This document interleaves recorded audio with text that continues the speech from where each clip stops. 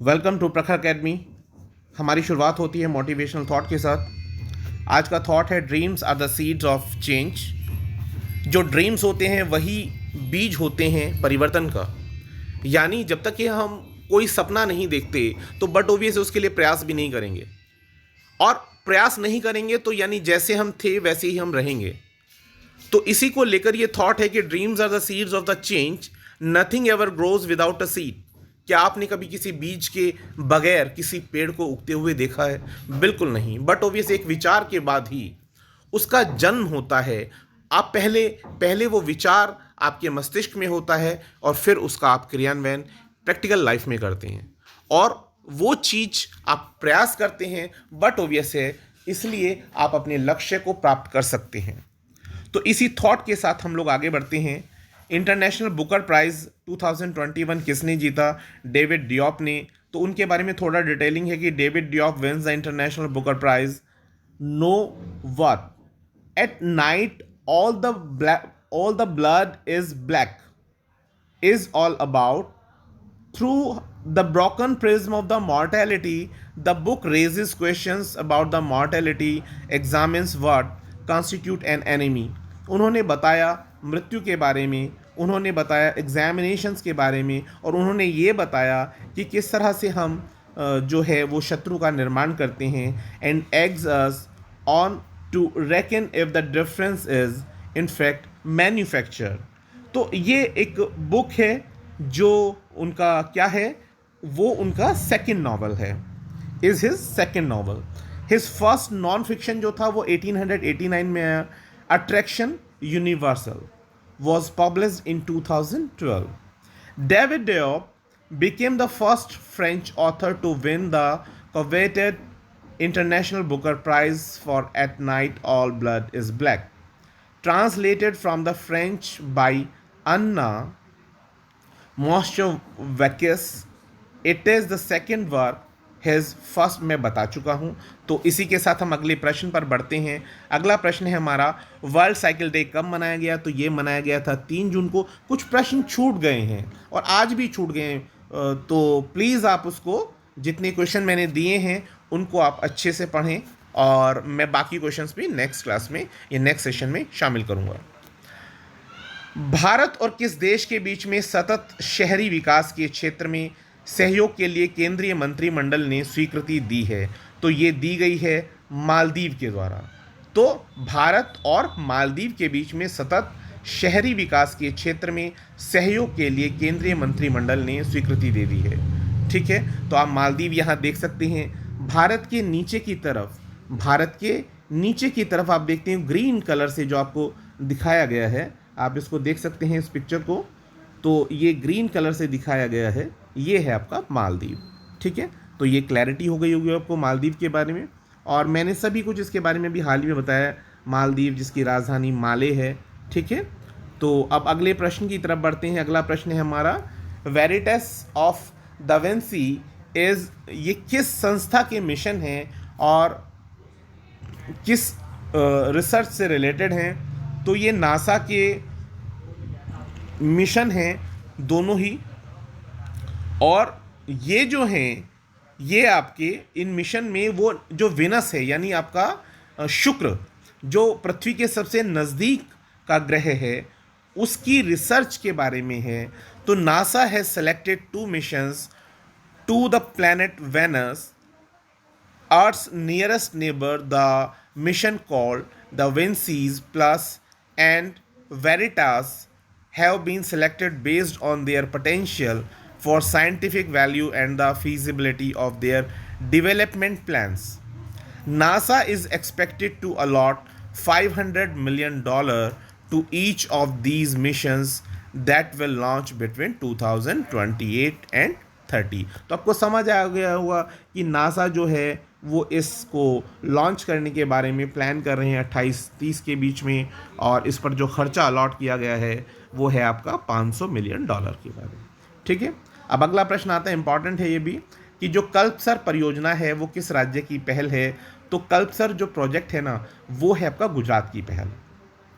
The Kalpasar project envisages building a 30-kilometer dam across the gulf of Khambhat in India. तो ये जो खंबात है, gulf of Khambhat है, उस एरिया में बनाया जाने वाला 30 किलोमीटर का एक डैम है जो उसके एक्रॉस बनाया गया है in India for establishing a huge fresh water coastal reservoir, जिससे कि एक कोस्टल रेसर्वर डेवलप हो सके जो फ्रेश वाटर का हो। For establishing a huge fresh water coastal reservoir for irrigation, drinking and the industrial purposes. The project with 30 kilometer sea dam will have the capacity to store 10,000 million cubic meters fresh water, equating to the 25% of the Gujarat's average annual rainwater flow from the rivers like Narmada, Mahi, Dadar, and Sabarmati, Limdi, Bhagwa, and two other minor rivers. A 10-lane road link will also be set up over the dam, greatly reducing the distance between the Saurashtra and the South Gujarat. तो आप देख रहे हैं कि जो बारिश के दिनों में पानी आता है इन नदियों के द्वारा, तो इसको वहाँ पर क्या किया जा सकता है, कलेक्ट किया जा सकता है। और दूसरी बात उन्होंने कही कि एक 10 लेन का रोड लिंक भी बनाया जा रहा है सौराष्ट्र के और साउथ गुजरात को जोड़ने के लिए। The project which will create the world largest fresh water lake in marine environment will cost approx INR 90,000 crore और $12.75 बिलियन। ठीक है, 2015-16 एस्टिमेट्स हैं with 8% of the annual inflation को जोड़ करके ये बता रहे हैं। Excluding the cost of the tidal power plant, इसमें हम टाइडल पावर प्लांट को नहीं जोड़ रहे हैं। Project entails construction of the main Kalpasar dam across the gulf of Khambhat and other Bhadbhut barrage on Narmada river as well as the canal connecting the two. ठीक है, तो ये आप देख सकते हैं कल्पसर डैम है, ये आप देख सकते हैं गुजरात है, और गुजरात में यहाँ पर नीचे की तरफ खंबात की खाड़ी पड़ती है। आपको पता होगा शेर के मुंह के नीचे की तरफ आप देखेंगे तो ये खंबात की खाड़ी है और यहाँ पर बन रहा है कल्पसर डैम। ठीक है, अब इसके बाद आगे बढ़ते हैं। इसके बाद हमारा है क्या बोलते हैं इसको, हशमतुल्लाह शाहिदी को किस क्रिकेट टीम का नया वनडे और टेस्ट कप्तान नियुक्त किया गया है? तो आपको बता दें ये अफ़गानिस्तान के आपके क्या हैं क्रिकेट टीम के नए वनडे और टेस्ट कप्तान बने हैं। ठीक है, तो ये एक इम्पॉर्टेंट न्यूज़ है। आप देख सकते हैं ये जो पिक्चर आप देख रहे हैं तो ये किसकी है, हशमतुल्लाह की है।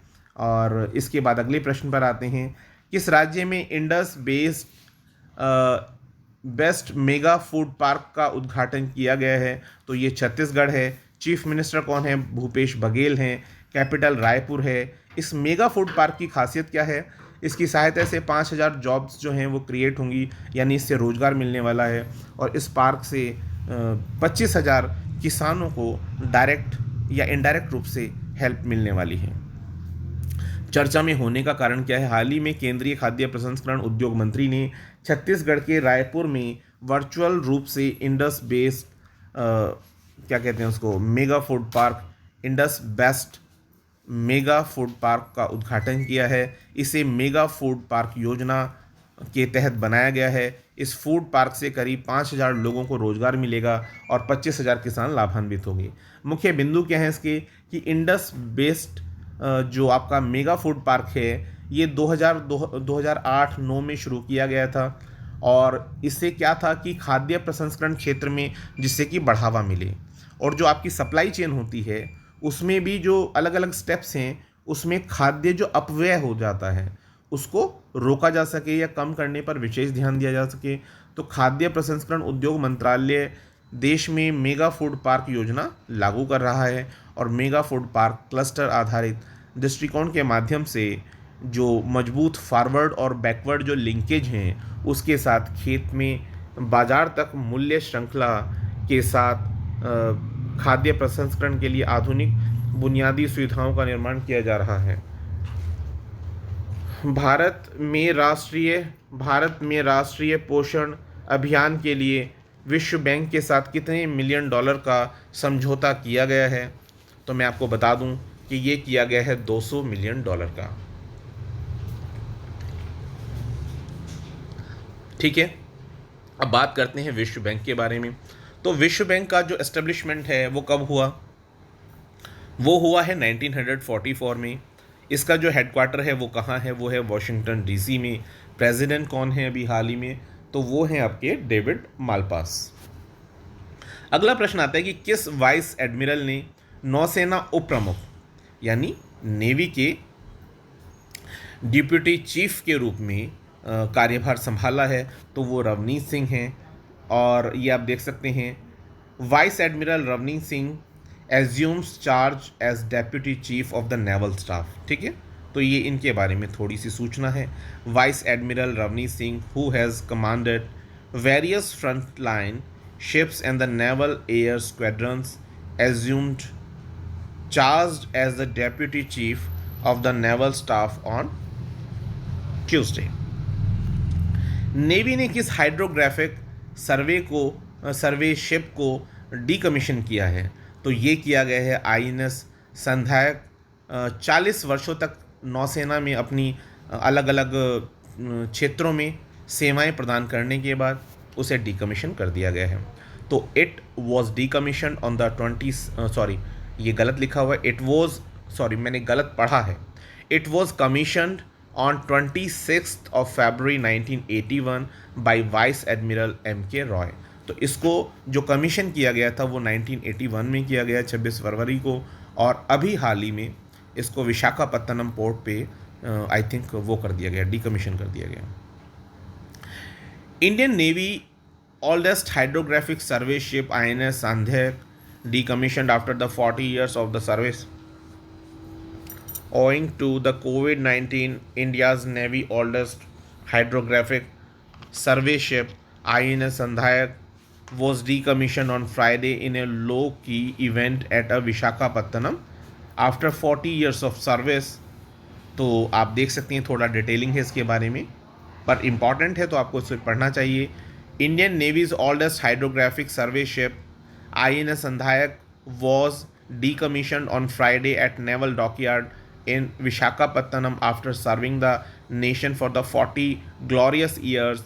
The ship has been an active participant in many significant operations. कौन सी ऑपरेशंस में शामिल रहे हैं?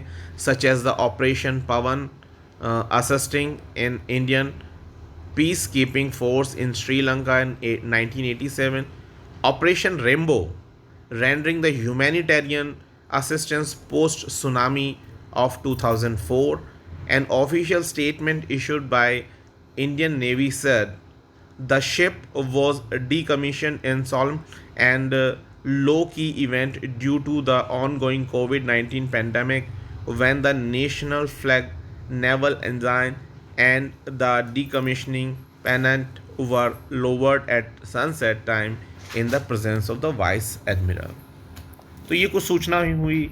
इसके बाद अगला प्रश्न आता है कि इब्राहिम बदूशा जो हैं उनका हाल ही में निधन हुआ है, वो कौन थे या किस क्षेत्र से संबंध रखते थे?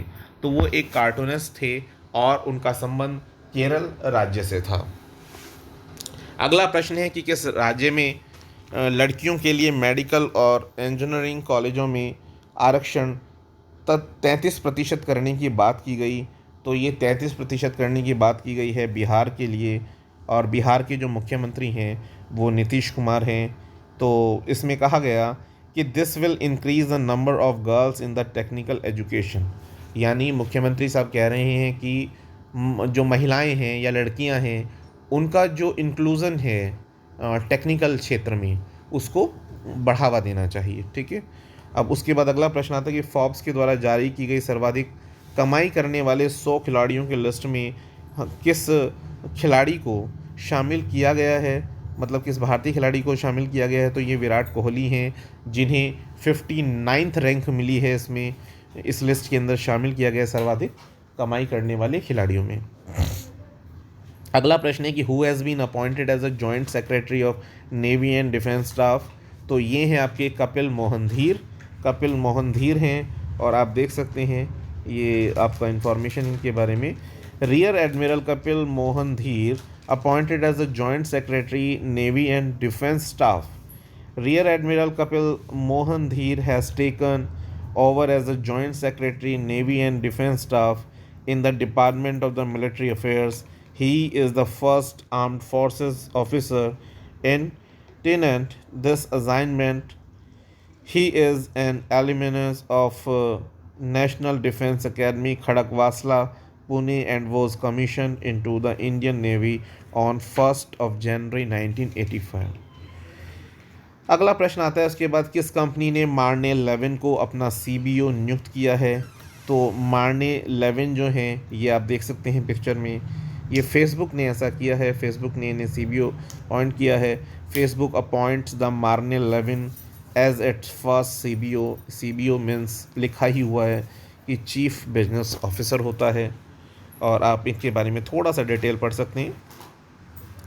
Facebook has appointed the Marne Levin as its first chief business officer, a new post in the executive ranks of the tech giant. Prior to the new role, Levin was the vice president of the global partnership at Facebook. In the executive rank of the tech giant, prior to the new role, the Levin was the vice president of the global partnership at the Facebook. As chief business officer, she will now report to the Chief Operating Officer Sheryl Sandberg. Earlier, the Levin has also served as Instagram's Chief Operating Officer. COO का जो abbreviated form है उसी के बारे में बता रहे हैं। She has been with Facebook for over a decade. Levin 50 in a Facebook post shared the news. In her post, she stated, "I'm excited to share that I am taking on a new role as the Facebook's chief business officer." तो ये अपने आप में एक सूचना है जो आपके लिए लाभदायक है। इसके बाद आपका बहुत बहुत आभार। Thanks for watching this video, और उम्मीद करता हूँ अगर आपको कंटेंट पसंद आए तो please like, subscribe and share. Have a good day.